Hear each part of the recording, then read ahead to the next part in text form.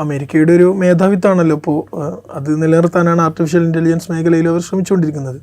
China അങ്ങനെ ഒരു ആ മേഖലയിൽ ഉയർന്നു വരികയാണെങ്കിൽ അവിടെ ഒരു പ്രശ്നമുണ്ട്.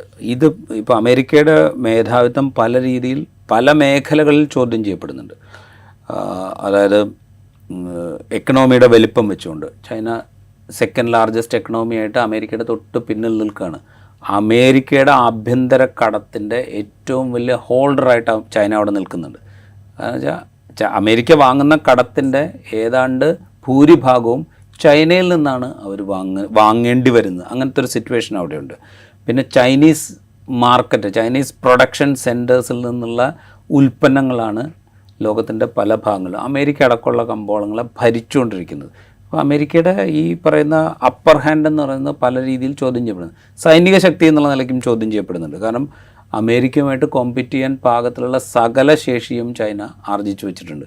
അത് കാലാൾപ്പടയുടെ കാര്യത്തിലാണെങ്കിലും കൊള്ളാം, ടാങ്കുകളുടെ കാര്യത്തിലാണെങ്കിലും കൊള്ളാം, ന്യൂക്ലിയർ വെപ്പൺസിൻ്റെ കാര്യത്തിലാണെങ്കിലും കൊള്ളാം, മിസൈലുകളുടെ കാര്യത്തിലാണെങ്കിലും കൊള്ളാം, എല്ലാത്തിലും അമേരിക്കയുമായിട്ട് താരതമ്യം ചെയ്യാൻ പാകത്തിലുള്ള ശേഷി ചൈന ആർജിച്ചിട്ടുണ്ട്.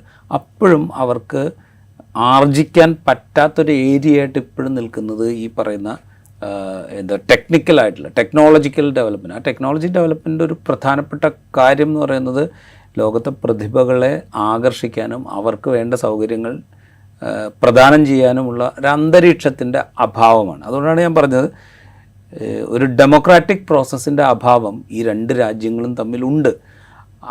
ആ അഭാവം നിലനിൽക്കുന്നിടത്തോളം കാലം ചൈനയ്ക്ക് ഇതിനെ മറികടക്കുക എന്ന് പറയുന്നത് അത്ര എളുപ്പമായിരിക്കില്ല. പക്ഷേ അതങ്ങനെ വളരെ വിദൂരമാണ് എന്ന് നമുക്ക് പറഞ്ഞുകൂടാ. അത്ര എളുപ്പമായിരിക്കില്ല. ഇതിപ്പോൾ ഈ എന്താ പറയുക, ഈ ഡീപ് സീക്കിൻ്റെ കാര്യം വരുമ്പോൾ പലരും കമ്പയർ ചെയ്യുന്നത് ഒരു സ്പുട്നിക് മൊമെൻ്റ് എന്നൊക്കെ പറഞ്ഞിട്ടുള്ള കമൻറ്റുകൾ കണ്ടില്ലേ.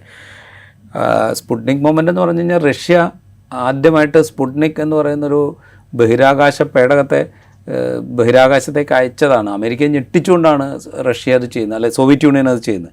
അമേരിക്ക ആകെ എന്ന് വെച്ചാൽ അവരുടെ ഒരു പ്രൈഡിനെയും അവരുടെ ഒരു അഹങ്കാരത്തെയും ചോദ്യം ചെയ്തുകൊണ്ടാണ് സ്പുട്നിക് എന്ന് പറയുന്നത് മുകളിലേക്ക് പോകുന്നത്. അത് അവർക്ക് സഹിക്കാൻ പറ്റാത്തൊരു കാര്യം. ഓവർ എ പീരീഡ് എന്താണ് സംഭവിച്ചതെന്ന് നമുക്ക് മനസ്സിലാവുമല്ലോ. ഏത് വിധത്തിലാണ് അമേരിക്ക അവരുടെ ബഹിരാകാശ ദൗത്യത്തെ മുമ്പോട്ട് കൊണ്ടുപോയത് എന്ന് നമുക്ക്. ഇതിലൊരു മത്സര ബുദ്ധിയുണ്ട്.